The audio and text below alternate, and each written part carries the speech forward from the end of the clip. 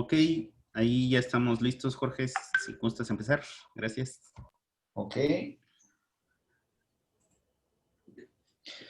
Muy buenas tardes, muy buenas noches, estimados amigos del Foro Liberal de América Latina. Es un gusto recibirles nuevamente en este conversatorio virtual 5 reformas en acción.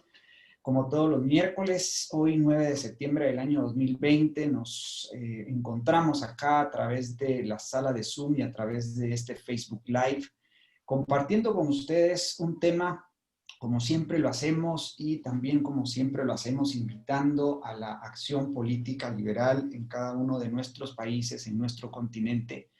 Nosotros tenemos el sueño de convertir a América Latina en una región potencia mundial. Queremos competir contra los países asiáticos, queremos competir contra los países europeos, queremos competir contra los Estados Unidos y queremos ser los mejores, los países que, bueno, realmente logren en principio sacar de la miseria, de la injusticia, del caos, de la opresión a la gente más desfavorecida en nuestros países, que se cuentan por millones hoy por hoy, y que hoy por hoy, al menos en Centroamérica, bueno, evidentemente en buena parte de Sudamérica también, pues deciden migrar, se deciden por el éxodo de estos nuestros subdesarrollados países de América Latina y deciden migrar a otros países, especialmente los Estados Unidos, en búsqueda de oportunidades. Van en búsqueda de lo que no logran conseguir en México, en Centroamérica, en Venezuela, en Uruguay, en Chile, en Argentina, en fin. Y bueno, lamentablemente esta es la historia prácticamente de todo nuestro continente desde que hemos alcanzado nuestras independencias.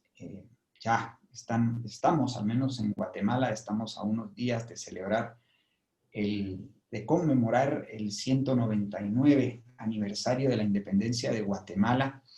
Pero bueno, ciertamente nos hemos independizado de muchos, nos hemos independizado de España principalmente y de otros países que nos han conquistado, pero seguimos bajo el yugo de este sistema opresor que le hemos diagnosticado como el sistema estatista y seguimos bajo el yugo de organismos internacionales que adhieren a un nuevo orden mundial, ¿no? Es el socialismo global. Y bueno, pues esos son los retos y los desafíos que nosotros tenemos. Nuestro objetivo es crear las condiciones para que nuestros países tengan orden, justicia, libertades, progreso económico y bienestar para nuestras familias, nada más y nada menos.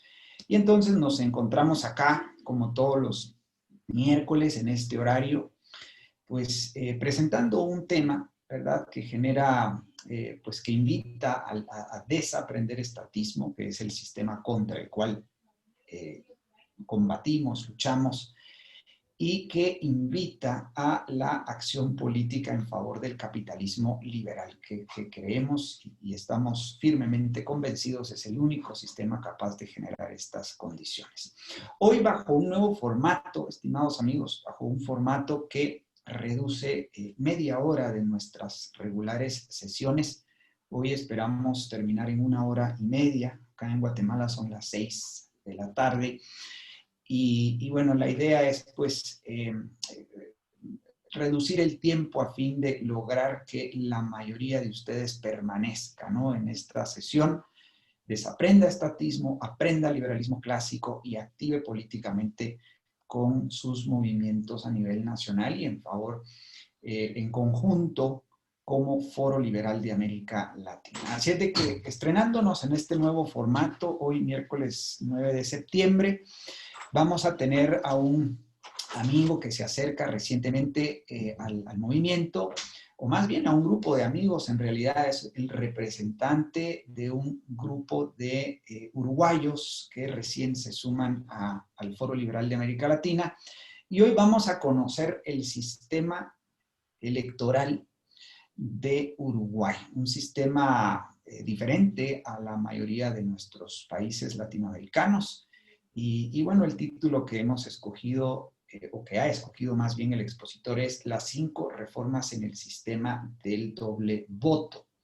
Entonces, pues bueno, le damos la bienvenida a Pablo Paiva. Pablo, muy buenas noches. Hasta, por favor, nuevamente el nombre donde vives, Tecuaram, ¿cómo es? Tacuarembó. Tacuarembó. Tacuarembó. Un saludo hasta Tacuarembó desde la ciudad de Guatemala. Sin más, te damos la cordial bienvenida. Pablo Paiva es un político liberal clásico y bueno, no sé, profe, si usted quiere introducir en algo a Pablo para que empiece su exposición. Mi bienvenida a Pablo y a su equipo del Partido de la Gente de Uruguay. Él nos va a explicar ahora. Solo avisar a los que son nuevos, que son muchos, porque la familia crece, como dice Jorge Méndez, y Horacio Serrano me dice, profe, si la familia crece usted va a tener más trabajo. Entonces yo le digo, no, vamos todos a tener más trabajo si la familia crece.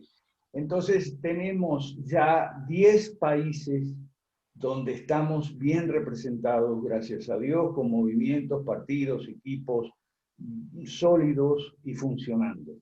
10 países. Entonces tenemos 10 grupos de chat, porque hoy hubo algunas confusiones. 10 grupos de chat, uno para cada país, ¿ok? Ecuador, Venezuela, Colombia, etc. Tenemos 10 grupos de chat. Comuníquese usted con nosotros, los líderes del movimiento, para que le ubiquemos en su chat si usted quiere. Y tenemos el grupo Aula Virtual 5R, que es de WhatsApp, pero no de chat, para participar, coordinar las reuniones de los lunes y de los miércoles. Los lunes son cerradas, bueno, más o menos cerradas, para afinar conceptos entre los que ya estamos identificados con el proyecto 5 Reforma, y los miércoles, como hoy, para darnos a conocer con invitados especiales y demás. Entonces, comuníquese con nosotros para los grupos WhatsApp, tanto los de chat, que son los de cada país, como el aula virtual para coordinar estas reuniones. Nada más, bienvenido Pablo y su equipo, y estás con el micrófono. Gracias. Bueno, muchas gracias Alberto, muchas gracias a toda la familia 5R del Foro Liberal de América Latina. Un placer enorme estar compartiendo en esta oportunidad con ustedes. Para mí es un privilegio. Yo me organicé de la siguiente manera la charla del día de hoy. Vamos a hacer, para aprovechar bien el tiempo, lo organicé de tal forma de los primeros 60 minutos, tratar de compaginar en esos 60 minutos, 20 minutos de una introducción que voy a hacer, sobre todo en cuanto a la historia de Uruguay, para que puedan entender la historia política del Uruguay, para que puedan entender a cabalidad de dónde estamos parados. En los siguientes 40 minutos sí, lo voy a exponer más al detalle de cómo es el sistema electoral de Uruguay, y dentro de ese sistema electoral, a su vez, en los capaz que minutos finales de esos 40 minutos, cómo estamos enmarcados nosotros en él, incluso explicándoles, tengo listas aquí a mi mano para mostrarles. Evité usar tipo una presentación de una PPT, una presentación de PowerPoint, porque considero que va a ser más ameno así. Yo creo que las presentaciones de PowerPoint la hace un poco rígida y capaz que la hacía bastante más densa. Mi intención es compaginar todo en 60 minutos, de tal manera que ustedes en los 30 minutos restantes, que es lo más interesante, me parece a mí, lo más enriquecedor, que hagan todo tipo de preguntas. En ese sentido, como estamos ya coordinados con Alberto, que me va a hacer una seña, si ando un poco acelerado en las expresiones por manera de hablar. Voy a tratar de ser bastante cuidadoso y pausado en ese sentido. Lo que sí me gustaría, salvo que hayan... prefiero que las preguntas sean en los últimos 30 minutos. Lo que sí que le voy a pedir a Alberto, que si en algún momento de la exposición considera que para el mejor provecho de la familia 5R, debo profundizar o explicar algo en algún sentido, que me lo haga saber. Simplemente me corte y me lo hace saber, y de esa forma vamos organizados. ¿Te parece, Alberto? Perfecto, dale. Bueno, Uruguay. Es bien sencillo ubicarlo en el mapa, todos ustedes conocen lo que es Uruguay. Pero para explicar un poco la historia, la parte política de Uruguay, Uruguay bien sabemos que está enmarcado que cuando, una vez que viene la conquista de América, el último virreinato que se crea acá, España, es el virreinato del Río de la Plata. Básicamente porque era una zona que no congeniaba ningún tipo de interés, porque sabido es que lo que venían era buscar la riqueza, ¿verdad? Las riquezas en metal. Estamos hablando del oro y la plata. El último virreinato que se crea es el del Río de la Plata. Y en ese sentido se establecen en Argentina, en Buenos Aires. A este lado del río Uruguay, que es el río de la Plata, que es esa entrada de agua que hay en el territorio, Río de la Plata, y después sigue hacia el norte el río Uruguay, le dieron poca importancia. Esa es la realidad, hasta que vieron que era bueno para la ganadería. En esa época Hernandarias, alguien que estaba en Buenos Aires, y ahí simplemente largan las vacas para este lado como para que se reproduzcan. Y así fue la evolución de lo que se llamó desde ese entonces ya la Banda Oriental. Después sí, ponen un gobernador acá, que fue Zavala, funda Montevideo, primero Colonia, después Montevideo. Y en definitiva, así fue enmarcado Uruguay en ese contexto político. El Uruguay, podríamos decir que dentro de los primeros tiempos hizo esa suerte de termostato. ¿A qué me refiero con termostato? Era como una suerte de territorio que era mediador entre Portugal, la parte de Portugal, y la parte española. Luego, cuando se establece, ya cuando vienen las guerras napoleónicas en Europa y se establece acá el Imperio de Brasil, hace aún más de esa suerte de termostato entre el imperio luso brasileño y la parte que seguía siendo española, las provincias españolas. Entonces, ese era el papel protagónico que prácticamente que tuvo, el único papel que tuvo en ese momento la llamada Banda Oriental.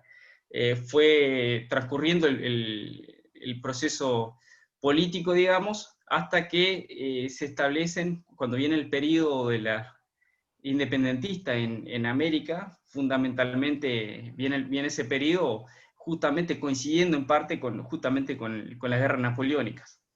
Bueno, en ese contexto Uruguay pasa por varias manos, ¿verdad? O sea, incluso tuvimos en ese periodo las invasiones inglesas, porque Inglaterra obviamente que nunca conquistó territorio, pero siempre sí tenía intereses comerciales, ¿no? Entonces, lo que menos necesitaba era conflictos por esta zona. Entonces, necesitaba comerciar con el lado brasilero, con el lado, las provincias del lado de lo que hoy es Argentina, y al lado es con Paraguay. En ese contexto, lo que menos necesitaba era conflicto, y siempre le interesó que hubiera un territorio independiente aquí, en esta zona. Es así que cuando viene el proceso independentista, nosotros tuvimos nuestro prócer en General Artigas, quien fue el que hizo la Cruzada Libertadora, por usar un término, y llevó las revoluciones aquí en Uruguay. En ese contexto, Artigas tenía idearios muy ligados a la Constitución americana. Entonces, él siempre tuvo el ideal del federalismo aquí. Él nunca se vio independiente de las provincias de Argentina, sino que la provincia de la Banda Oriental, la provincia del Uruguay, fuera una provincia más en ese contexto. Por supuesto que no fue tenido en cuenta esas ideas artiguistas, y en el proceso Artigas termina, si bien tuvo inicialmente victorias militares, termina en el exilio, en el éxodo, y termina su vida en el Paraguay. Uruguay logra con el correr del tiempo, su independencia, si bien fue una independencia tutelada, pero fue independencia al fin. Entonces, en ese contexto fue independiente a partir del año 1825 el Uruguay, pero tiene su primer constitución recién en el año 1830. Entonces, esto marca la vida del Uruguay, porque Uruguay a partir de ese entonces va a basarse fundamentalmente en el caudillismo. ¿Ah? Ese es lo más interesante, que nace con el caudillismo. Entonces, desde un inicio, nacen junto con el país los caudillos, dos generales, General Manuel Oribe, que funda el Partido Nacional, y el Partido Colorado, que es fundado por el General Rivera, que a su vez son de los primeros presidentes. Eso va a marcar la realidad del país sin entrar en muchos detalles. ¿Por qué? Porque fundamentalmente el Partido Colorado con el General Rivera se funda fundamentalmente en la parte del centralismo, Montevideo, la metrópolis, y el Partido Nacional en la parte norte, en el resto del país. En ese contexto van transcurriendo las décadas y entramos incluso en la Guerra Grande, en la cual es una guerra que ahí toma protagonismo Argentina, las tierras de Alberto, y ahí Uruguay tuvo una cierta participación porque, bueno, eran todo unido, no había mucha separación. Entonces, tan es así que tuvimos participación en esa guerra, y ahí incluso hay dos gobiernos al mismo tiempo. Un gobierno blanco de Manuel Oribe, que es el gobierno del Cerrito en ese entonces, y otro gobierno que lleva adelante, que lo llevan adelante en Montevideo. Eso marca la realidad de Uruguay, porque marca ya inicialmente con esos dos partidos tradicionales. ¿tá? Entonces, fueron transcurriendo las décadas, tuvimos en el medio invasiones brasileñas, después fue liberado el territorio, pero estos dos partidos marcaron la historia política del Uruguay. Si bien va a tener sus elecciones bastante más adelante en el tiempo, pero fundamentalmente en las últimas décadas del siglo XIX aparece en escena,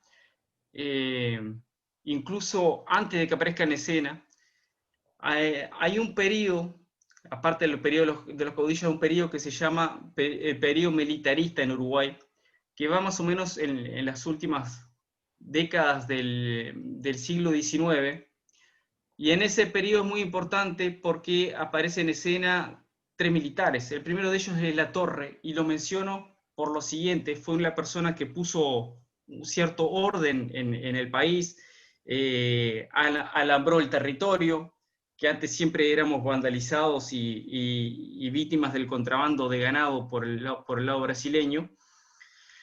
Y entra en escena un personaje que se llama José Pedro Varela. José Pedro Varela estuvo al servicio de quien es el presidente de Latorre, quien lo manda en una misión a Europa, y lo menciono porque es una de las personas, así como tenemos en nuestro prócer Artigas, que es el Artigas del bronce, podríamos decir, ¿verdad? Todos sabemos que nuestros héroes nacionales tuvieron de las buenas y de las otras, pero bueno, en definitiva nuestro héroe del bronce es el general Artigas. Pero después emerge como figura también José Pedro Varela, y lo menciono porque Varela, quien era fuertemente influenciado por Augusto Comte y el positivismo, sucede que ahí trae a Uruguay el modelo europeo en cuanto al tema de la educación. Era fundamentalmente, su visión era romper con la incidencia religiosa y que fuera un Estado plenamente laico. Entonces ahí empiezan a aparecer consignas que vienen hasta el día de hoy: la escuela obligatoria, gratuita, laica. Entonces, ese concepto ya desde ese entonces empezó como una suerte de premisa en la cual nunca se despojó el país hasta el día de hoy. Y eso nació en esa época. ¿Por qué digo que tiene incidencia a partir de ahí? Porque si bien pasa ese periodo militarista aquí en Uruguay, cobran y empiezan en escena personajes como José Valle y Ordóñez, que fue durante varios periodos presidente aquí en Uruguay, presidente del Partido Colorado. ¿Y qué sucede? Él dio una gran apertura europea. Entonces trajo mucho, lo modernizó el Uruguay, sobre todo con un vínculo con Inglaterra, trajo el ferrocarril y así muchas otras cosas que fueron modernas para el país. Y fundamentalmente la traída del tren fue lo que le permitió liberarse del caudillismo, digamos, de alguna forma. ¿Qué sucede? Vieron que el Partido Blanco tuvo dos revoluciones grandes en la última década, fines de la última década del siglo XIX y a principios de la primera década del siglo XX, con caudillos muy importantes como fue Aparicio Saravia. Entonces tuvo un fuerte componente rural de la campaña, el cual era muy común en Uruguay, era el alzarse en armas. Siempre fue así la historia de Uruguay, alzarse en armas y derrocar el gobierno.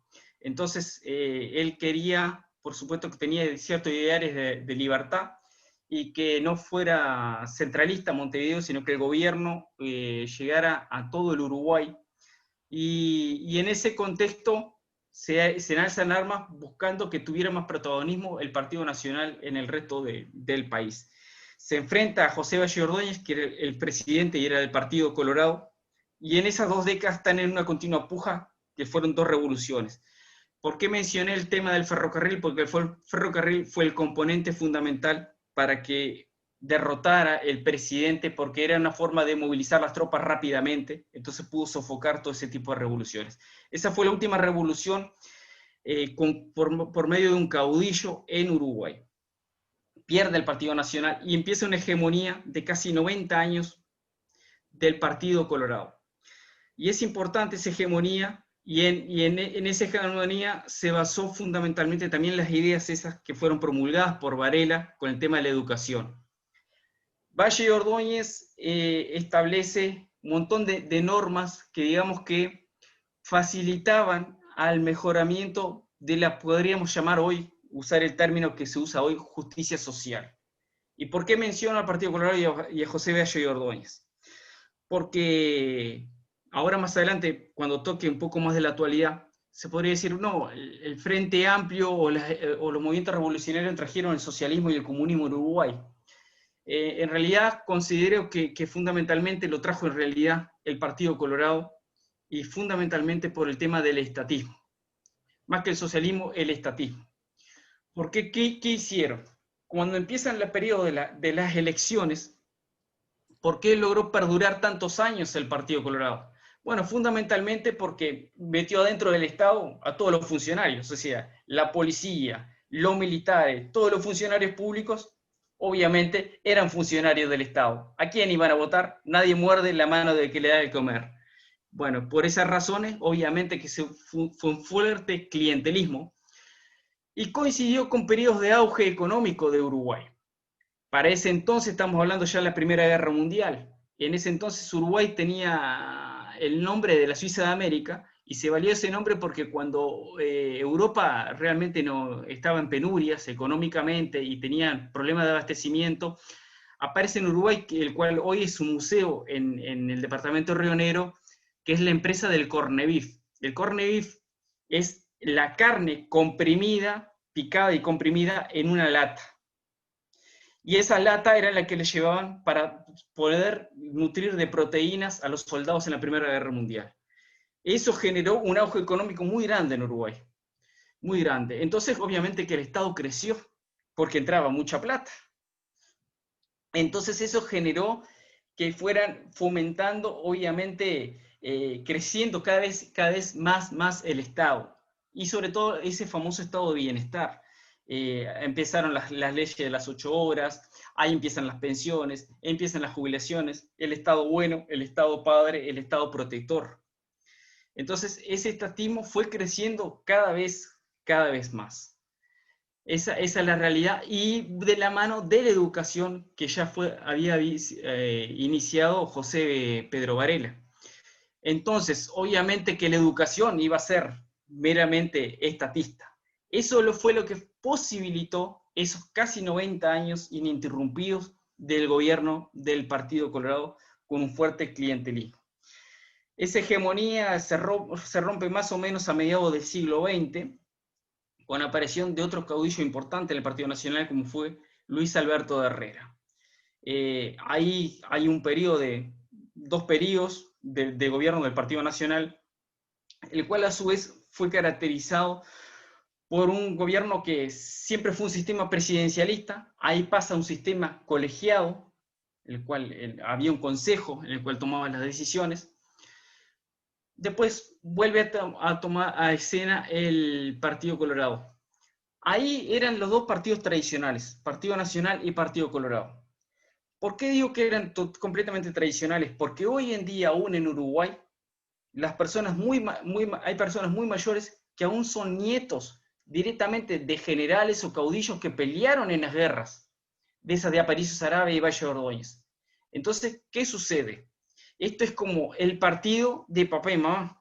Yo soy blanco porque mi padre, porque mi abuelo, yo soy colorado. Entonces, ¿qué sucedió? En las urbes, Montevideo y las principales capitales del país, la hegemonía era colorada. ¿Por qué? Porque eran funcionarios del Estado.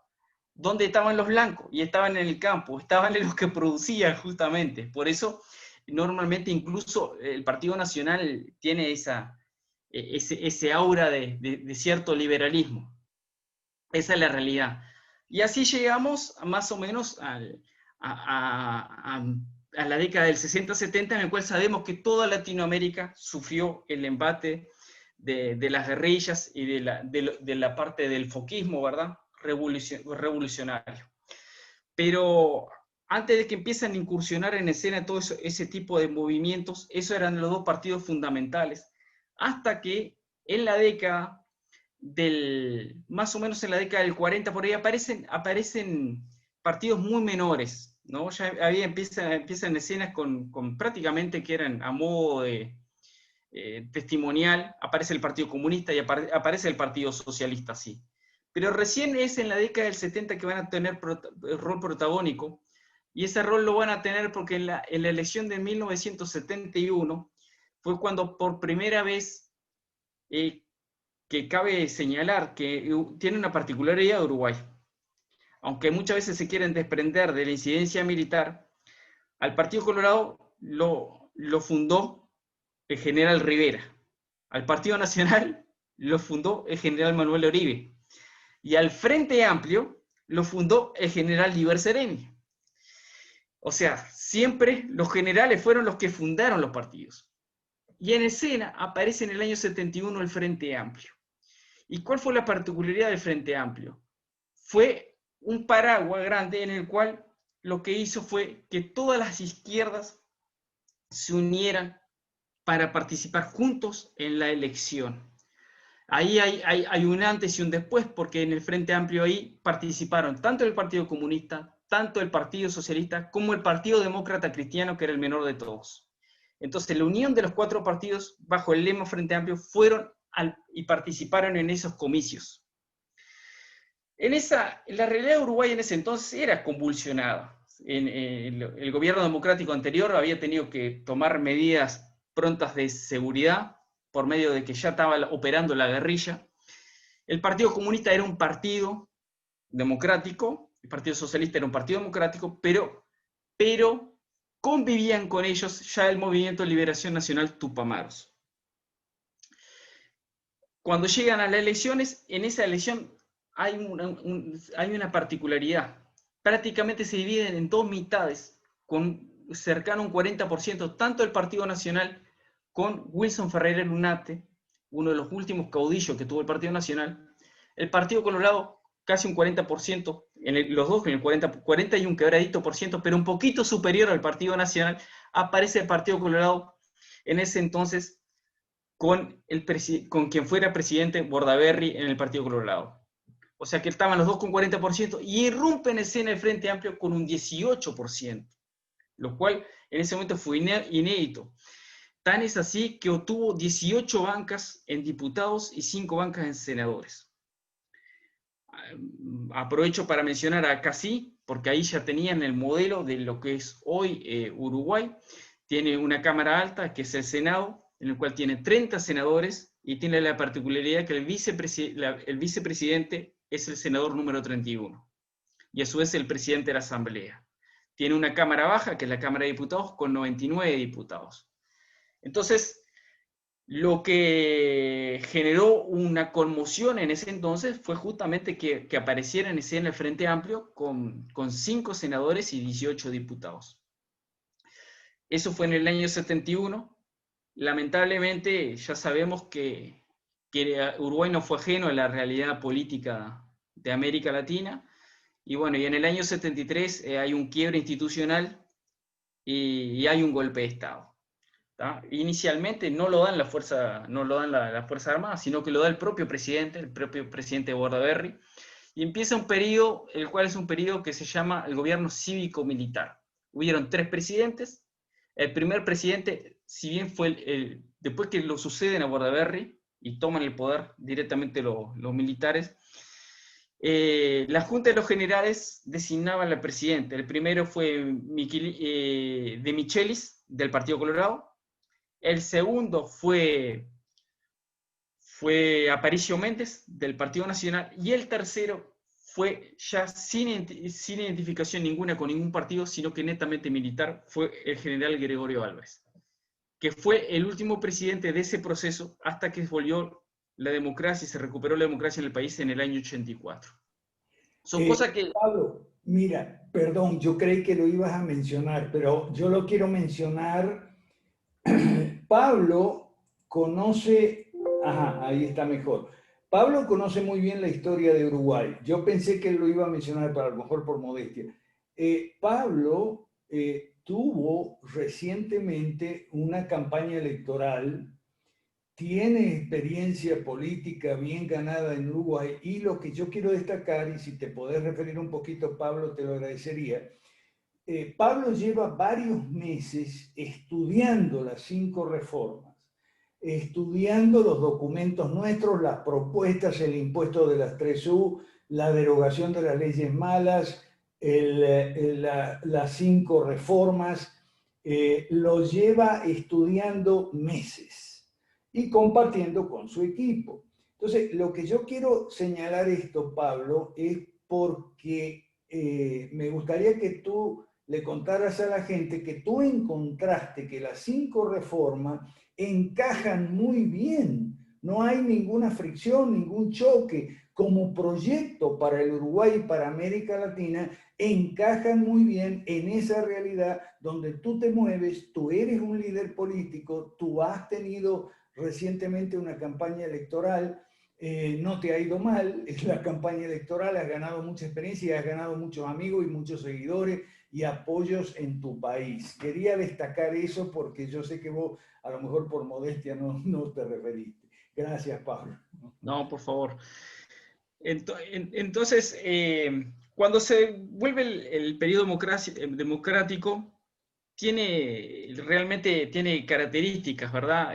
Fue un acuerdo que fue pactado, el famoso, acá mencionado, el pacto del Club Naval. En ese periodo, el acuerdo que llevan adelante es que podían participar el Partido Colorado y el Partido Frente Amplio, incluso en el pacto, pero el Partido Nacional, si bien participa en elecciones, su líder no participa en esas reuniones porque estaba proscrito, que era justamente Wilson Ferreira Lunate, a quien habíamos mencionado que había obtenido un 40%.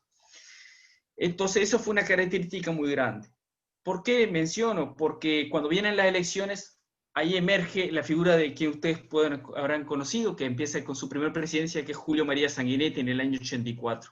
Partido Colorado de vuelta. Siempre Partido Colorado, ¿verdad? Fue una característica.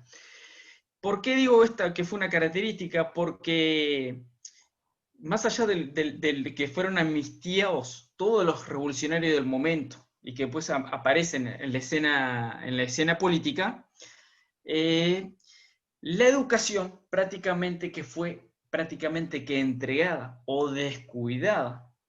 Y obviamente que ahí empieza en escena fuertemente, sin duda, que lo que nosotros conocemos, y ustedes bien conocen ahí, como es el marxismo cultural en la educación. Entonces ahí empieza realmente un bombardeo cultural muy importante en la educación de Uruguay, y eso es lo que generó que en el proceso de que emergiera el Frente Amplio después de varios años, en el año 2005 como una opción muy fuerte. Ya 5 años antes, en el 2000, la había tenido, y ahí cambia por última vez el sistema político de Uruguay, el sistema de elecciones de Uruguay. ¿Por qué? Porque veníamos, Partido Colorado, durante 3 periodos. Primer periodo. En la década del 90, que es cuando ustedes bien saben que ese fue ese que aparente ola liberal en América, o el neoliberal, como se llama, ¿verdad? Aparece la Calle Padre, después vuelve Sanguinetti a la escena, aparece Jorge Valle cuando aparece el gran problema acá de la crisis por estas latitudes. ¿Y por qué menciono en el 2002, en el 2000, la presidencia de Jorge Valle? Porque ahí se veía un continuo crecimiento de ese Frente Amplio. Entonces ahí cambia el sistema político uruguayo y ahí empieza el doble voto. Empieza una segunda vuelta que es lo que se llama el balotage al modelo francés, en el cual antes los presidentes eran electos en una primera rueda, ¿verdad? El lema, o sea, el partido político más votado era el ganador. A partir de ese momento se establece que los 2 lemas mejor votados iban a ir a una segunda rueda donde simplemente votaran al candidato presidente.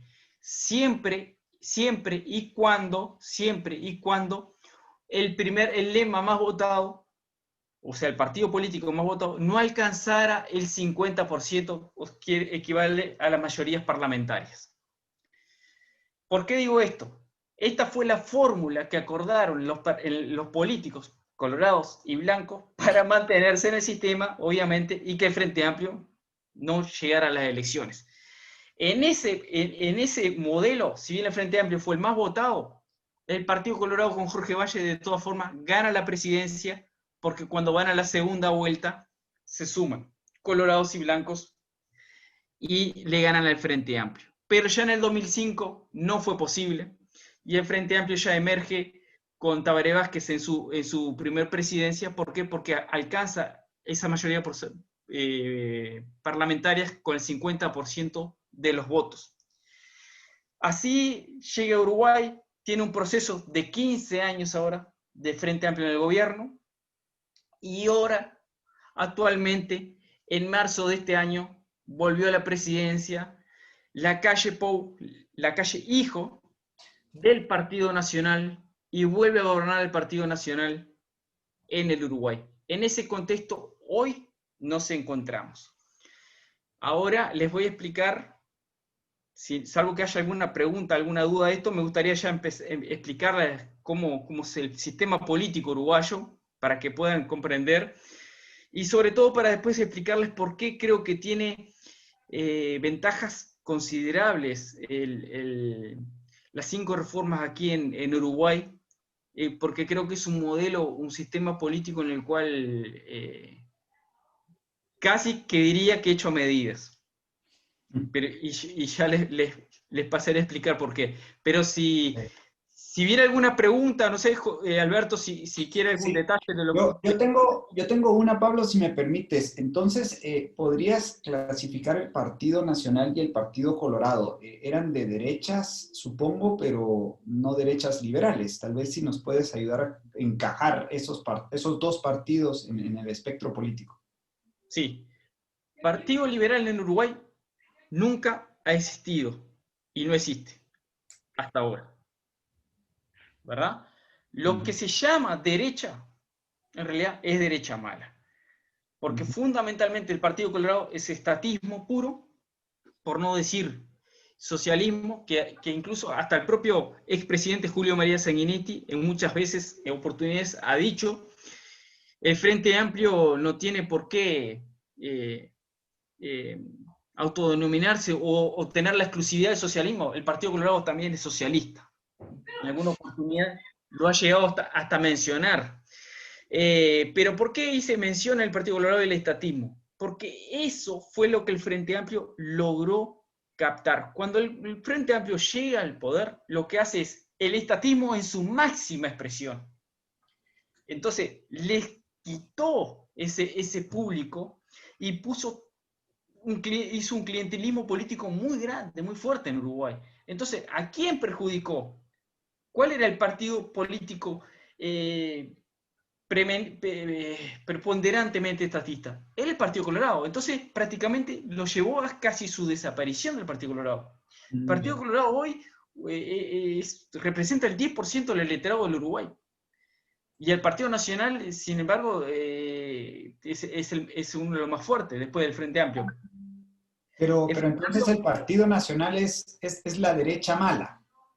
Ahí va. O sea, en realidad, Partido Nacional, Partido Colorado, podríamos llamar derecha mala. Y Frente Amplio, socialismo. Ya. O sea, en el Frente Amplio están desde el socialismo duro hasta el socialismo blando, porque es un paraguas en el cual encontrás desde los tupamaros, ahora devenidos en político, al Partido Comunista, al Partido Socialista, al Partido por la Victoria del Pueblo. O sea, y así seguimos en ese abanico, porque hicieron un modelo estilo Gramsci. O sea, como uno va dibujando un caracol, entonces fue aumentando, como uno cuando tiene una mancha, y esa mancha se va agrandando, ¿verdad? En un papel. Entonces fueron agrandando tanto el espectro hasta lograr alcanzar el poder. Ahora voy a volver al punto después de cómo de cómo está planteada hoy la situación en Uruguay, pero tal vez prefiero primero mencionar y explicar el modelo, el sistema, cómo es, para después explicar un poquito la realidad, pero no sé si lo logré contestar o... Sí, yo quedo claro en eso. No sé si haya alguna pregunta, estimados amigos, por favor levantar la mano.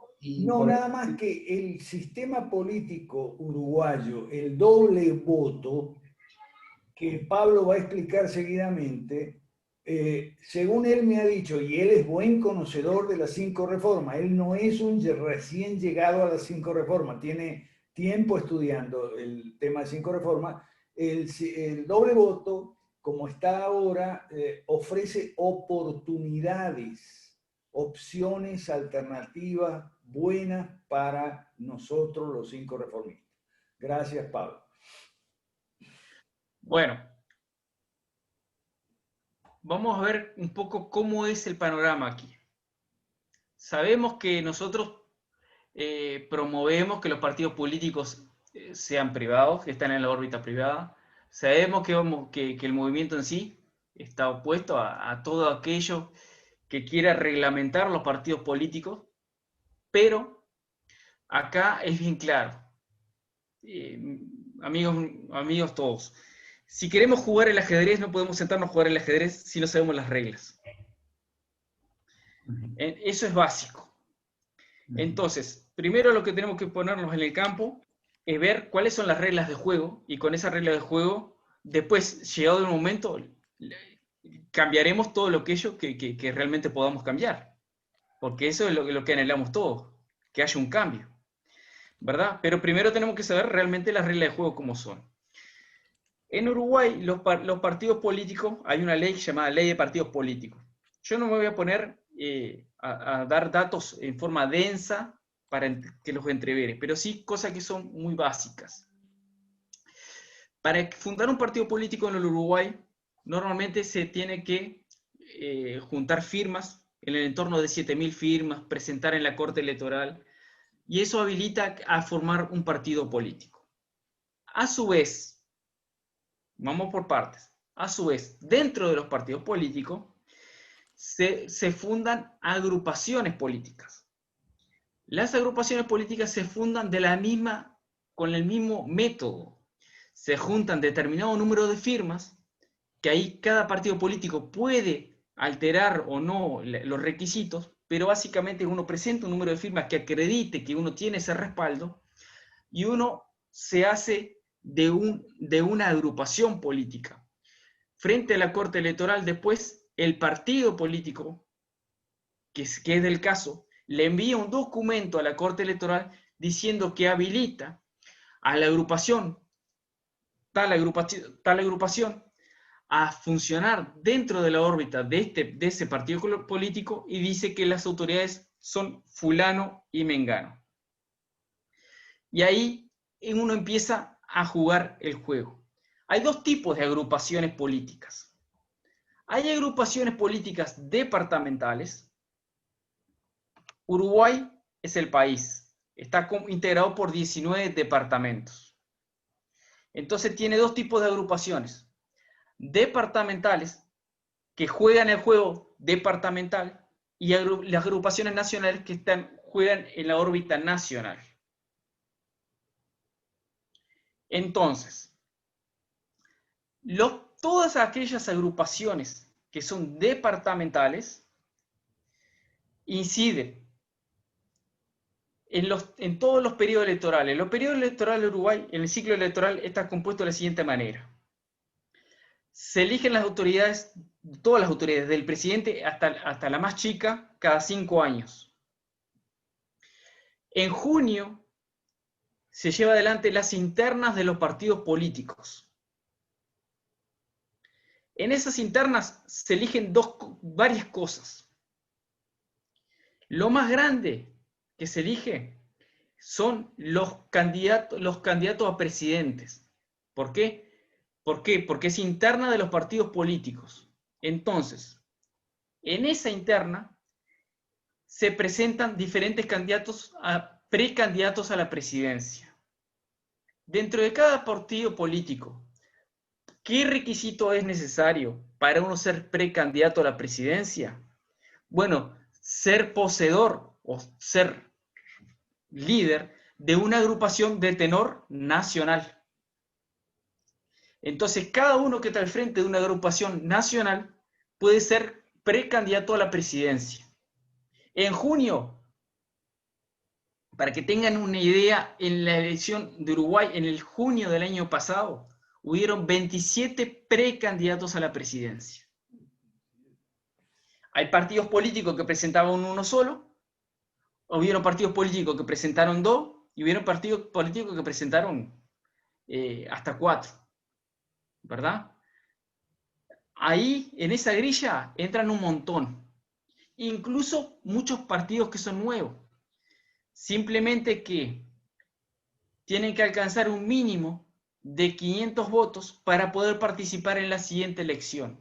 Quiere decir que un partido que se funda, un partido político, junta las firmas, las presenta a la Corte Electoral, pero cuando llega la elección interna no obtiene 500 votos, no puede participar de la elección presidencial. Quedó por el camino.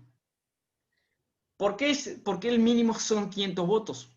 Porque los partidos políticos tienen dos tipos de autoridades. Tienen autoridades nacionales que la integran la Convención Nacional de los Partidos. Esa Convención Nacional está integrada por 500 miembros. Y tienen la Convención departamentales, en cada uno de los 19 departamentos que están integradas por 250 miembros. Quiere decir que en la elección interna se eligen varias cosas. Se elige el candidato a la presidencia del partido dentro de la agrupación política que juntó más votos. A los efectos, vamos a entendernos para poder usar bien los términos y que yo pueda ser más claro y que ustedes me puedan entender mejor. El partido político es el lema, ¿sí? Las agrupaciones nacionales son los sublemas.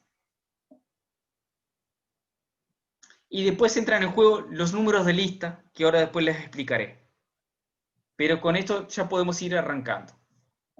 Entonces, Pablo, y explícanos que ahí está tu partido, que es el partido que se llama Partido de la Gente, fundado por tu amigo Edgardo Novick hace unos pocos años, creo. Bueno, Hacemos un paréntesis para explicar bien, muy buen detalle ese, Alberto, que no es menor. Para comprender, en esta elección pasada, por supuesto que llegaron esos tres partidos grandes. Frente Amplio, que ya estaba en el gobierno, Partido Nacional, que era de la oposición el más fuerte, el Partido Colorado, y ahí primero emerge en escena el partido al cual yo pertenezco, que es el Partido de la Gente. El Partido de la Gente empezó una ola que bien sabemos que también fue Macri en Argentina, hubieron otros casos, ¿verdad? Que fueron los outsiders de la política. ¿Tá? Gente con una visión empresarial que venía a incursionar en la política. Cuando la gente ya venía padeciendo todo eso que ustedes bien manejan los términos, que es esa antipolítica, ¿verdad? Estamos cansados del sistema, son todo malo, bueno. Entonces empezó esa visión de, teníamos el caso de Donald Trump en los Estados Unidos, o sea, habían casos, ¿verdad? Entonces se empezó a generar ese concepto de que venía una ola de outsiders de la política, fundamentalmente con un fuerte contenido empresarial. Ahí empieza Edgardo Novick, el cual, sin entrar en muchos detalles, había tenido una experiencia en las departamentales anteriores, en Montevideo, en la metrópoli, y en la capital del país, y había tenido una muy buena votación. Si bien perdió la elección departamental a intendente, las autoridades departamentales acá se llaman intendentes, pero el trampolín político en Uruguay es justamente la Intendencia de Montevideo, que es la capital. ¿Por qué? Porque en este país de 3,5 millones de habitantes, 1,5 millones vive en Montevideo. Quiere decir que quien gana Montevideo tiene el 50% del país prácticamente. Por eso es muy importante Montevideo. Montevideo, si bien fue un bastión siempre del Frente Amplio, sobre todo después de la democracia del año 89 en adelante, primero gana Montevideo y después se hacen del poder nacional. Edgardo Novi disputa la Intendencia Departamental de Montevideo formando un partido que fue la Concertación, como hubieron un representante colorado, un representante del Partido Nacional, dentro del lema Partido Concertación. Se armó ese partido para disputarle la intendencia al Frente Amplio, ¿verdad? Entonces, en ese contexto, en ese lema Concertación, hubieron 3 sublemas. Uno con un colorado, uno con un blanco y uno con un independiente outsider. En este caso, Edgardo Novick. La sorpresa fue que Edgardo Novick obtuvo 220.000 votos, ganó ampliamente en la Concertación, fue el candidato a la Concertación y por muy poca diferencia pierde la Intendencia Departamental de Montevideo. Eso le dio mucha espalda política, mucho piso político. Entonces, claro, hubo un gran entusiasmo y eso lo hace emerger en la política. Yo, si bien no aclaré en la introducción, pero yo soy mayor retirado del ejército desde el año de diciembre de 2014. A su vez, soy cristiano evangélico. A su vez, sirvo a Dios, os predico el evangelio. Entonces, cuando decido incursionar en política, porque obviamente, al igual que ustedes, pensaba que la solución, obviamente, que hay que cambiar las leyes, porque las que son malas son las leyes. Alberto, el libro, las leyes malas. Como lo que tan mal son las leyes, no podemos incidir en forma, en el barrio, digamos, ¿no? Tenemos que jugar en la cancha grande, porque en la cancha grande es donde se manejan las leyes. Obviamente que uno cuando va a incursionar trate de buscar en qué lugar desenvolverme. Obviamente que no me sentí identificado con ninguno de los partidos políticos. Por algo estoy aquí con ustedes. Entonces, como todo lo nuevo tiene un aire de esperanza, por supuesto que enseguida vi en la figura de Edgardo Novick alguien que valores muy, muy claros de honestidad, de cómo se ha manejado, porque realmente es un empresario exitoso. Hoy por hoy somos grandes amigos. Y bueno, Edgardo Novick, cuando resuelve fundar el partido, enseguida me contacto con él y ahí empieza una relación. En ese contexto fueron las elecciones pasadas. El Partido de la Gente se suma también a la arena política, pero ahí emerge también la figura de un militar más, que es el general Manini Ríos, quien también funda un partido político llamado Cabildo Abierto, y incursiona en la escena política fundamentalmente como un representante, podríamos decir, de lo que llamamos aquí la familia militar. O sea, hace poco miraba una conferencia, un video de Olavo de Carvalho, y él justamente decía, bueno, si tuviera que, yo hago un paralelismo, ¿verdad? Hago un paralelismo, porque él hablaba del régimen militar en Brasil y decía bueno, que sobre ese periodo podía decir que hay una leyenda negra y una leyenda rosa.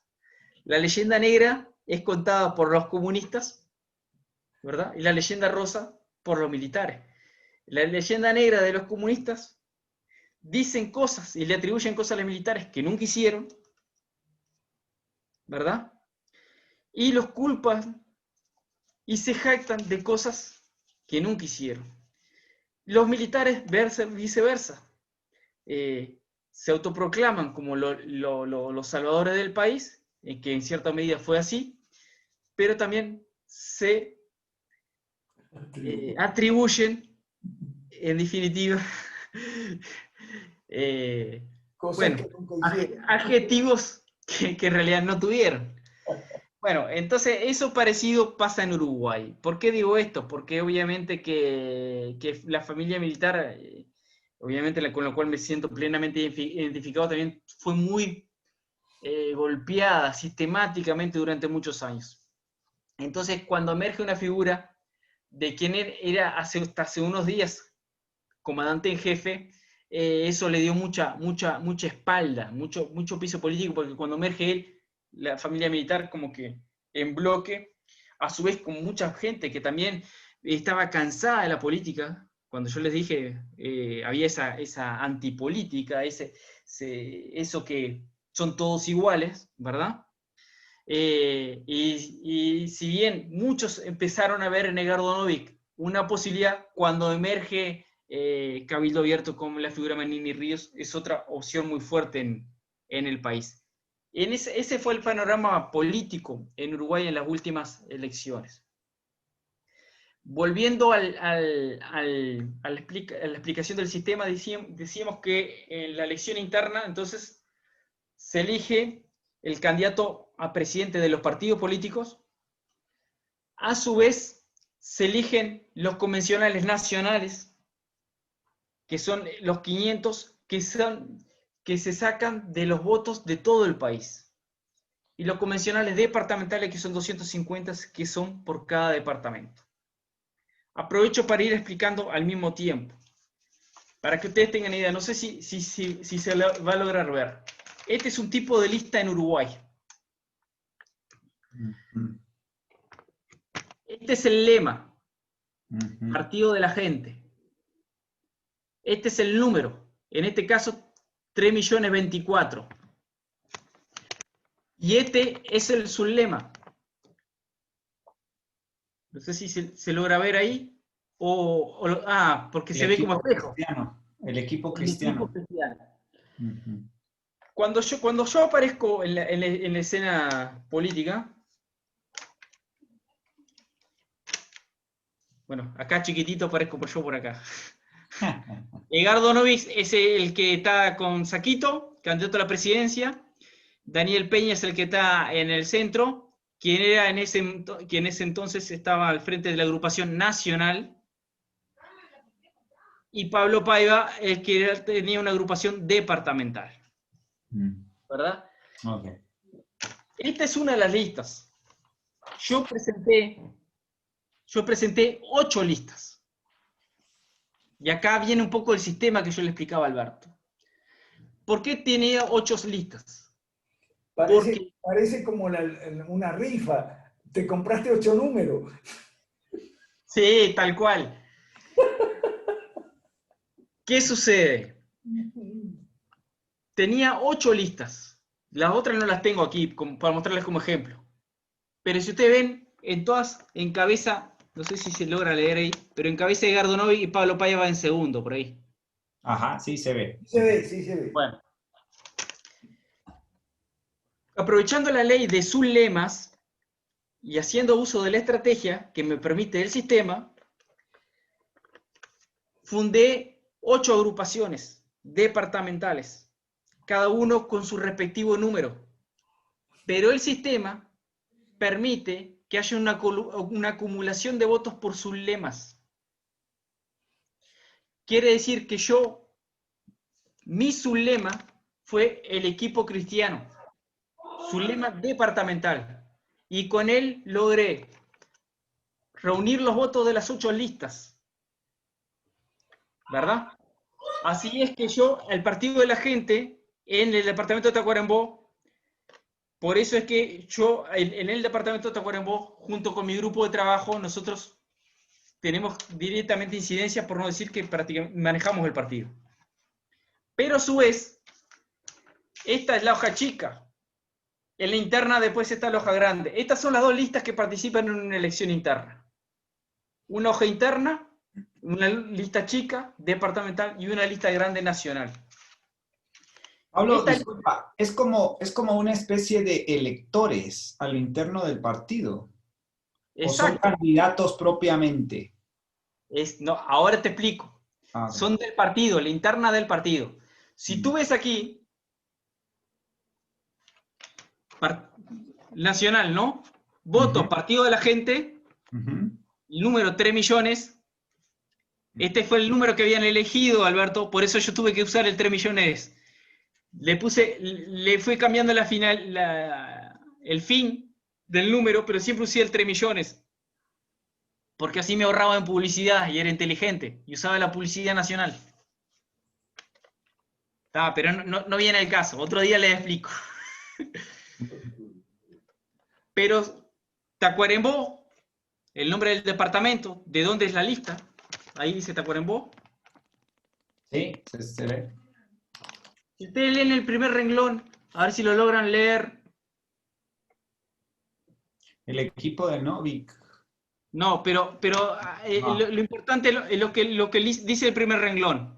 Yo les leo. El primer renglón dice así: voto por el precandidato a la presidencia Edgardo Novik y por la siguiente lista de candidatos para integrar el órgano deliberativo nacional.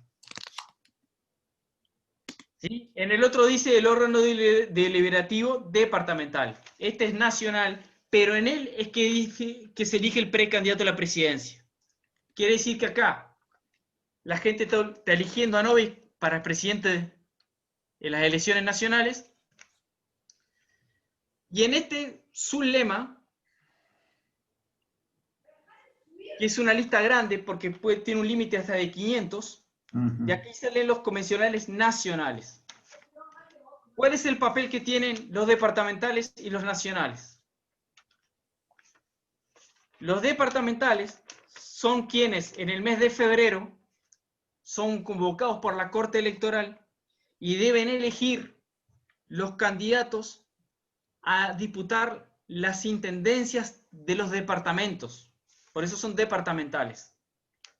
Ahí eligen los candidatos a la intendencia de los departamentos. Pero los 500 que son elegidos aquí a nivel nacional de todo el país, esos son quienes después que terminan las elecciones internas, son convocados y por el voto de la gente se elige el precandidato, pero el vicepresidente lo eligen los convencionales. ¿Me explico? Entonces, cuanto más convencionales uno tenga, uno puede tener incidencia en el partido. Quiere decir que yo, a nivel departamental, con mis 8 listas, manejo Tacuarembó, pero a nivel nacional, como fui uno de los mejores departamentos votados del país, prácticamente yo hoy tengo el 9% de los convencionales nacionales de Uruguay dentro del Partido de la Gente, lo cual tiene un peso muy significativo en todas las decisiones del partido a nivel nacional. Eso en cuanto a las elecciones, en cuanto a las elecciones internas. De las internas hay alguna pregunta, si no, paso a las nacionales. Yo no tengo preguntas, solo para aclararle a la gente. El sistema es enredado, pero a mi juicio es bueno. En mi opinión es bueno. Yo lo vengo estudiando desde que estudiaba ciencias políticas hace muchos años. El sistema es bueno por una razón muy sencilla. ¿Qué es un partido político? Es una comunidad política. Y dentro de esa comunidad política hay otras comunidades políticas. Así como una nación es una comunidad política integrada por comunidades políticas más pequeñas de carácter regional que se llaman departamentos, provincias, estados, etc. El sistema uruguayo permite que dentro de la comunidad política del partido, llámese la lista, el lema, aparezcan otras comunidades políticas compartiendo un conjunto de principios generales, pero al mismo tiempo afirmando, por ejemplo, como el equipo cristiano, afirmando dentro de esa comunidad política un énfasis particular. Por eso es que yo soy muy amigo de los votos por lista. En Uruguay se vota por lista, ahí tiene una lista grande, una lista pequeña, lista departamental, lista nacional. No tiene nada de malo votar por listas, sí, porque aquí en América Latina está lleno de, no, hay que votar por nombre y apellido, porque yo, no tiene nada de malo votar por listas si las listas representan comunidades políticas. Comunidades políticas que se pueden llamar partidos o alianzas, pero a su vez dentro de esas comunidades o alianzas hay otros sujetos políticos que subrayan énfasis particulares dentro de lo que son los principios generales que caracterizan a esa comunidad. Desde el punto de vista de la ciencia política, es altamente ventajoso porque le ahorra costos de información al elector. Le dice, esta es la lista Patacuarembó, esta es la lista del Partido de la Gente Nacional, esta otra es departamental y este es el equipo cristiano que estamos aquí dentro de esta familia política. Es algo muy bueno y esa opinión mía no es solo mía. Mucha gente que estudia ciencias políticas estudia el caso uruguayo en todo el mundo, en Europa, en Asia. En las escuelas de ciencias políticas siempre se estudia el caso uruguayo desde hace tiempo, porque ahora está más complicado que antes. Antes era un poco más simple, era el partido, el lema, el sublema y el número y nada más. La lista cual, yo me acuerdo de Selmar Michelini. Antes era más simple, ahora está un poco más complicado, pero a mi juicio no ha cambiado la esencia. Creo que La incluso esencia es la misma. Vos podés formar una subcomunidad política dentro de una comunidad política más grande. Eso no tiene nada de mal. no, incluso podríamos decir que hasta ha ido mejorando el sistema, porque incluso al haber ido separando en fechas, antes, por ejemplo, cuando llegaban las elecciones departamentales, no tenían separación en el tiempo con la elección presidencial. Entonces, ¿qué provocaba? Que como no se permitía el voto cruzado de dos lemas diferentes, quiere decir que uno no podía votar como candidato a presidente un blanco y como candidato a intendente un colorado, para hacer un ejemplo muy sencillo. Pero ahora el sistema sí permite mucho y complejizarlo aún más, y el sistema considero que es netamente ventajoso para nosotros, y en la medida que yo se los vaya explicando y ustedes se van a dar cuenta por qué. Para finalizar con la parte interna, estas dos listas, para que ustedes tengan idea, en la hoja en el sobre de votación van juntas. Quiere decir que la gente que de Tacuarembó ponía esta lista, que son 500 candidatos míos de Tacuarembó, los 500, con cualquiera de las 8 listas chicas mías. Iban juntos. O podían ir una sola de estas o una sola de estas. Y todas van contando por separado. Eso es la elección interna. Cuando llega la elección... Y eso, Pablo me explicó, nos da un abanico de oportunidades a las 5 reformas para darnos a conocer, por lo menos, que si somos inteligentes y hacemos el activismo sabio, que estratégico, puede significar mucho para nosotros. Por eso, Pablo, yo te agradezco mucho porque para nosotros el Uruguay va a ser importante, creo yo.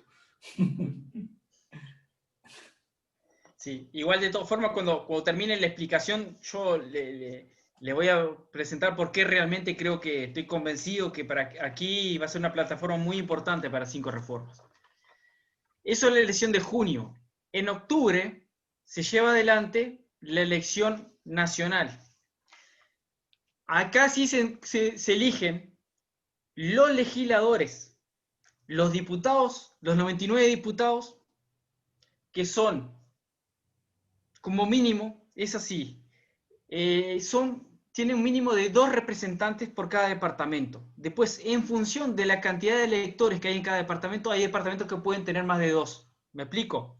Son 19 departamentos, por 2 da 38. El resto es en función del porcentaje electoral. ¿Me explico? O sea que el departamento con menor población se asegura que por lo menos 2 diputados tiene, que son los representantes. En el Senado dijimos 30 senadores, con la particularidad que el número 31, que es presidente de la Cámara, es el vicepresidente electo. Entonces, lo fundamental en octubre son las cámaras, los legisladores. Y la lista pasa a ser esta.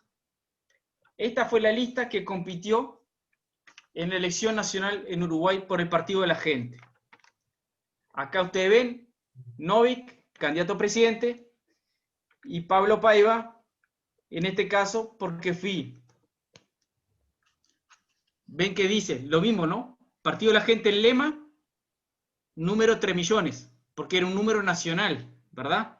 Dijimos hoy, número nacional. Está en blanco y se ve poco, pero yo les explico. Esta franja de aquí son los candidatos al Senado. Van del 1 al 30 porque son 30 senadores, con sus respectivos suplentes. Y acá va la Cámara de Representantes. Como en Tacuarembó le corresponde 3 representantes, 3 diputados, van del 1 al 3 y sus respectivos suplentes.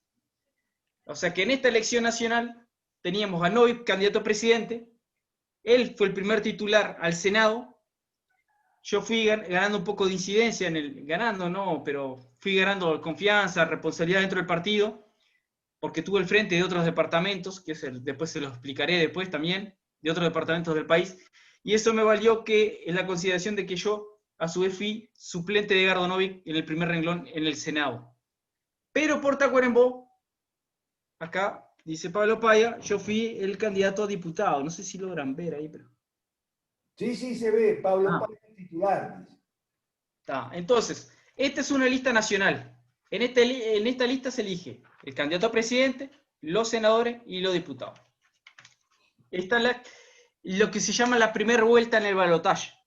Si un partido, son las primarias, digamos. las primarias. Si un partido alcanza la mayoría parlamentaria acá del 50%, automáticamente es presidente. Que fue lo que sucedió en el 2005 cuando llega a la presidencia Tabaré Vázquez. ¿Verdad? Si no, automáticamente va a una segunda vuelta. En esa segunda vuelta, no tengo aquí para mostrarles, porque olvidé buscarla en realidad porque la tengo. Las papeletas que van en el mes de noviembre, al mes siguiente, van solamente los 2 candidatos más votados a presidente. El primero y el segundo. En una lista blanca, nombres en negro, y se vota solamente los presidentes. La Cámara ya fue electa. ¿Me explico? Los senadores ya fueron elegidos, los diputados ya fueron elegidos, simplemente se elige el presidente en noviembre. Termina la elección. En febrero asumen los legisladores, en marzo asume el presidente y después en el mes de mayo vienen las departamentales, de los departamentos. En este momento, como Uruguay, al igual que ustedes, tuvimos el tema de la pandemia, se pospuso para septiembre. Es así que el 27 de este mes va a tener las elecciones departamentales aquí. Nosotros, como el partido no tuvo una buena obviamente que no fuimos electos, no tuvimos una gran caudal electoral, consideramos que no valía la pena presentar candidaturas en los diferentes departamentos. Entonces lo que sí hicimos fue algunos acuerdos en aquellos lugares donde mejor habíamos votado. En porcentajes, Tacuarembó fue el segundo mejor votado del país del Partido de la Gente. Es así que por ese motivo yo hice un acuerdo, y el partido hizo un acuerdo aquí con el Partido Nacional, con el candidato a su vez que seguramente gane las elecciones de este día 27 de septiembre. Entonces, ¿por qué? Lo que como decía bien Alberto, el sistema posibilita grandes ventajas y grandes arreglos. Por ejemplo, yo si bien participé por otro lema, podía bien participar por este, siempre y cuando no fuera electo una autoridad del partido, sea convencional, departamental o nacional. ¿Me explico? Yo no puedo participar como candidato porque soy convencional del Partido de la Gente. Pero sí puedo presentar mis candidatos. Y ahora les muestro por qué. Esta, que es una lista más chica, esta es mi lista para ahora, para el 27 de septiembre. Si ustedes la ven, dicen, lema, Partido Nacional. Pero esto que no forma parte del su lema ni nada, sino que forma parte del decorado, digamos, este es el lema, el Partido Nacional, yo le puse construyendo con la gente para mantener la identidad de nuestro partido. Wilson, este es el candidato a intendente. Yo no soy candidato a nada, pero pongo mi foto, porque soy el líder del partido en Tacuarembó. Pero sí presento mis candidatos para ocupar el cuerpo legislativo del departamento, que se llama la Junta Departamental, el cual está compuesto por 31 ediles, de los cuales el candidato del lema más votado, el cual es electo intendente, al lema ganador se le adjudican 16 bancas automáticamente, que es para darle mayoría para poder gobernar. Para temas presupuestales y ese tipo de cosas se requieren mayorías especiales. Por eso que cada banca tiene mucho peso después en el manejo, ¿verdad? Entonces lo que yo estoy eligiendo acá, que incluso ustedes ven que está participando ahí Sergio Caño. Si ustedes leen ahí, el primer nombre que yo estoy llevando como candidato edil mío es Sergio Caño. Ajá, ok. ¿Por qué? Porque él en ese momento no formó parte de la grilla a convencional. Entonces lo pudimos utilizar como candidato nuestro a edil en esta instancia. Entonces quiere decir que yo presto mi foto, pongo construyendo con la gente, hago un juego con los colores y es el Partido de la Gente que respalda la candidatura dentro del Partido Nacional, en este caso de Wilson Esquerra, y ellos me facilitaron un número que es departamental del Partido Nacional, que me lo habilitan para que yo pueda participar, ¿verdad? Mira, Pablo, ahí en el chat Jorge Méndez dice que comparte nuestra opinión de que el sistema uruguayo es muy bueno y que su partido, el Partido Liberal Creemos de Venezuela, lo está estudiando para proponer algo parecido. Cuando Pablo me explicó en privado las ventajas y oportunidades que teníamos como 5R con ese sistema en Uruguay, yo también le dije, y me parece que me creyó, lo siguiente, que así como el Uruguay es importante para nosotros, nosotros somos importantes para el Partido de la Gente y para Pablo y Ocaño y su equipo. ¿Por qué? Por una razón muy simple. Pablo se puede presentar diciendo que así como Mujica y Tabaré Vázquez y Javier, el presidente, forman parte muy activa y muy preponderante en el foro de Sao Paulo, que explica la razón, es la razón por la cual los latinoamericanos estamos todos jodidos, porque estamos jodidos por la misma banda del Foro de Sao Paulo, de la cual el Frente Amplio Uruguayo es una parte fundadora, muy activa, siempre presente y siempre promoviendo y siempre fastidiando. Pablo y su equipo forman parte del Foro Liberal de América Latina. Y eso es importante para ellos también. Y creo que Pablo me creció, ¿verdad? Pablo lo vio también.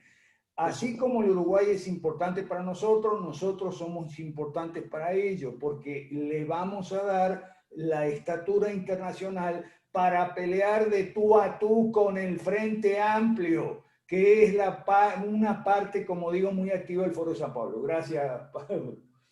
En definitiva, nosotros hoy por hoy, más allá de que pasemos esta instancia ahora electoral, nosotros en definitiva, por eso lo que veo por las 5 reformas aquí, es que nosotros tenemos una agrupación departamental, ¿verdad? Pero vieron que yo les dije que había formado parte de la lista del Senado porque he ido teniendo incidencia en otros departamentos. En definitiva, tengo, obviamente que por nosotros, por nuestros propios vínculos, ¿verdad? Ya sea de la comunidad evangélica y bueno, y conocidos de la carrera militar, no tanto, ¿verdad? Porque obviamente que, bueno, que en definitiva la salida a la arena política bueno, de un partido como Cabildo Abierto, obviamente que esa comunidad como que no, la familia militar obviamente que no la manejo. Pero no se llama de manejo, sino que un tema de identidad, ¿verdad? Hay una particularidad que no es ajena a todo el resto de América Latina, o sea, nosotros no hay una localidad, por más chiquita que sea, que no haya una iglesia, ¿verdad? ¿Por qué he logrado tener un buen piso político, nosotros, este equipo, aquí en Tacuarembó? Porque nosotros hemos logrado, cuando incursionamos en política, antepusimos el proyecto antes de nosotros largarnos en una individual. ¿Por qué? Porque nosotros hemos tenido reuniones desde un principio con los líderes evangélicos de diferentes denominaciones, quienes han comprendido esa visión en el cual para poder incidir y cambiar aquello que está torcido en el país, hay que jugar en la cancha grande e incidir en el Parlamento. Entonces, con esa visión es que hemos tenido un fuerte respaldo en este departamento. Por eso que el Partido de la Gente se destacó dentro del Partido de la Gente, Tacuarembó se destacó por sobre los demás departamentos. ¿Y los católicos, Pablo? También tengo católicos apoyando también, porque obviamente que comunidad evangélica, por eso para mí el camino sin duda que es el fusionismo, eso está más que claro. Yo comparto todo. Si algo no comparto lo digo, pero si no, la tengo muy clara. El tema es justamente, yo no estoy poniendo, si ustedes ven, en la lista, cuando dijimos la lista chica de la interna, no decía el equipo evangélico, decía el equipo cristiano. Porque son principios cristianos. Y tan es así que dentro de ellos yo tuve un sector identificado, obviamente, católico, respaldando, porque, o sea, yo soy evangélico, pero no estoy cerrado. El tema de esto es principio, esto es un proyecto político. Eso es claro, esto es un proyecto político. Entonces, en definitiva, nosotros, ese respaldo nos ha posibilitado no solo en Tacuarembó, porque como bien dije hace un rato atrás, hasta el poblado más chiquito del Uruguay, al igual que debe ser igual en el resto de América, tiene una iglesia. Quiere decir que nosotros lo que estamos es aumentando nuestra influencia, y hoy tenemos influencia prácticamente en todos los departamentos del país. Entonces, nuestra aspiración en los próximos meses es, Dios mediante, es abrir la agrupación nacional, y lo cual les doy el adelanto, obviamente, que como valiéndome de que aproveché y jugué con los nombres, y en vez de Partido de la Gente le puse Construyendo con la Gente, Construyendo con la gente es lo que aspiramos que sea próximamente una agrupación nacional dentro del Partido de la Gente, y eso nos va a dar las posibilidades que nos proporciona el propio sistema, que son las que yo ya las expuse, ¿verdad? Sí, no, no Eh, veo manos levantadas, Pablo, solo hay... disculpa Alberto, buenas noches. John Muñoz te saluda de Ecuador. Quería hacerte una pregunta.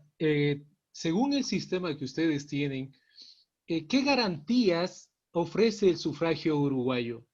De acuerdo a la Constitución uruguaya, de acuerdo con respecto a que el sufragio en la mayor parte en estas épocas, en esta década, en esta última década, ha sido manipulada desde luego, desde los que ya sabemos. Pero con respecto a este estilo de política, a este estilo de sufragio que tiene Uruguay, ¿qué garantías nos ofrece? Si me comprendes, disculpa la pregunta que te hago. Sí, Gracias. perfecto. Yo creo que debe ser el sistema que ofrece mayor garantías sobre todos los que hay en la vuelta. Y yo realmente soy una de las personas que no comparto que pase a ser el voto tipo digital y ese tipo de cosas. Porque sí se presta a confusiones. Uruguay sí aprovecha, Bravo, Pablo, bravo. sí Bravo, aprovecha. bravo Pablo, bravo Pablo, bravo. Nosotros tampoco estamos de acuerdo con eso. Dale Pablo, perdón. Uruguay sí aprovecha las oportunidades que brinda la tecnología. Pero Uruguay, en este momento, para que tengan ustedes una idea, exige muchísimas garantías. ¿Por qué? Porque las mesas electorales las componen habitualmente gente que es convocada por la propia Corte Electoral. Cada partido político puede poner sus propios delegados y llevan el control de los votos. Puede estar presente en el conteo de los votos de cada una de las mesas en todo el país, de todas las localidades. Pero a su vez las mesas, además de contar los votos y llevar un registro en planillas, también llevan un registro tipo en tablet para llevar un sistema en el cual den los resultados simplemente más rápido. Más rápido. Pero el resultado oficial nace del conteo. No solamente eso. ¿Por qué el sistema es muy bueno? Porque aparte, la Corte Electoral posibilita, por ejemplo, por eso digo que las 5 reformas, este es un sistema que es como a medida. Y yo les explico por qué. Porque no se necesitan grandes estructuras. ¿Por qué? Bueno, por la sencilla razón que en las elecciones internas sí debemos nosotros, somos responsables para que haya listas nuestras en las diferentes mesas de votación. Ahí se hace muy importante nosotros entregarle la propia lista a la gente en mano para que concurra con su lista dobladita y entre al lugar de votación y agarre el sobre, coloque el sobre y pueda ponerlo en la urna, ¿verdad? Pero en las elecciones nacionales, la Corte Electoral posibilita que el que está al frente de cada una de las agrupaciones presente un sobre. Pongo un ejemplo. Tacuarembó, en esta próxima elección, ahora departamental del 27 de septiembre, tiene 229 circuitos, 229 lugares de votación. Entonces, hay lugares que son muy alejados. Los 229 circuitos están distribuidos en todo el departamento, que dicho sea de paso, territorialmente Tacuarembó es el departamento más grande del país. Entonces, aquí por ejemplo les voy a mostrar un sobre que tengo preparado que lo voy a entregar, lo tengo que entregar en estos próximos días. Yo tengo que presentar 229 sobres, el sistema me habilita, no me obliga. Ojo, el sistema me habilita, no me obliga, pero me da la oportunidad de yo presentar 229 sobres. Acá ven numerado. Este es el sobre del circuito número 182 de la lista de votación mía, la cual está firmada por mí para la mesa. Y adentro de cada sobre, el sistema me habilita que yo pueda presentar 50 listas mías. Esto me brinda la oportunidad de que los 229 circuitos de Tacuarembó, yo me aseguro que en cada una de las mesas de votaciones van a haber 50 listas mías mínimo.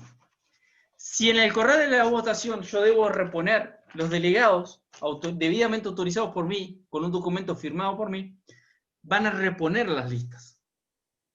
¿Me explico? ¿Qué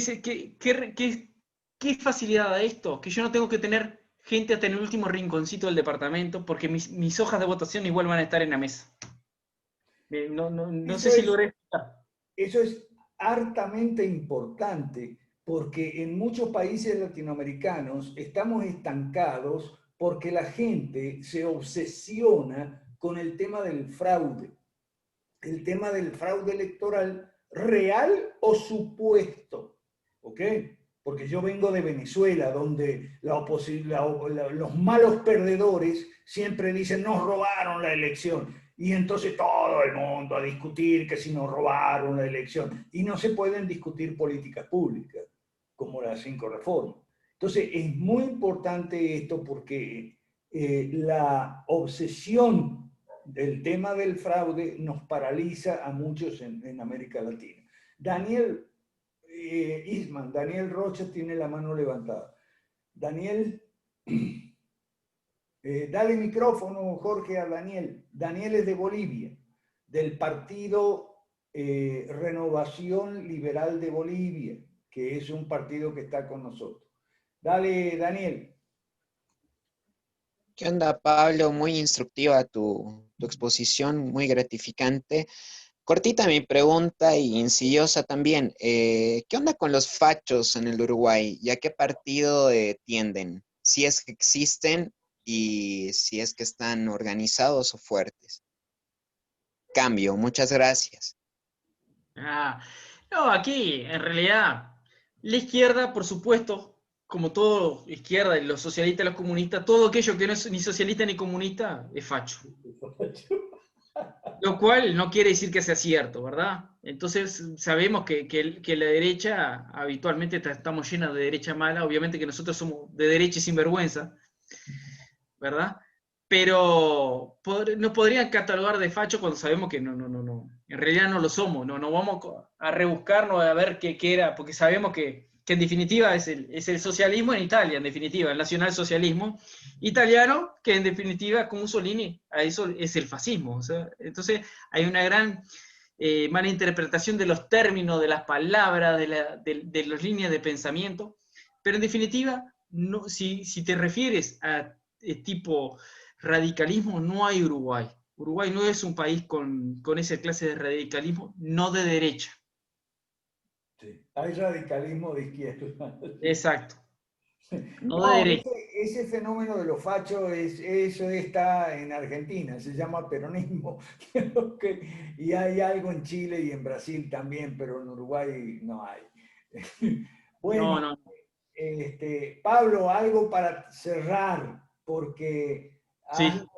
Mira, tu exposición, tú nos has dado cátedra, Pablo, a todos y te lo agradecemos. Pero fíjate que no hay manos levantadas. Quiere decir que todo el mundo te entendió y todo el mundo está de acuerdo. Así que si quieres entonces cerrar, Pablo, y después va a cerrar Jorge, porque... el miércoles que viene, permíteme un anuncio, el miércoles que viene va a exponer el equipo del Partido de Evolución de Perú. El Partido de Evolución de Perú está haciendo muchos avances en términos de seguidores. La tarea en las redes sociales que ha hecho es genial. Entonces, el miércoles que viene, si Dios quiere, vamos a tener a los colegas del Partido de Evolución de Perú. El lunes, como siempre, en nuestro laboratorio, ¿ok? Y después de estos avisos, bueno, Pablo, para que vos cierres y después Jorge para despedirnos. No, para cerrar bien corto, quería decir que porque esto yo creo que es muy bueno para el movimiento de 5 reformas aquí. Para empezar, porque no hay nada que sea de tenor netamente liberal como somos nosotros, ¿verdad? Entonces, Dios mediante, una vez que tengamos una agrupación de tipo nacional, lo que nos va a posibilitar es presentar programa de gobierno.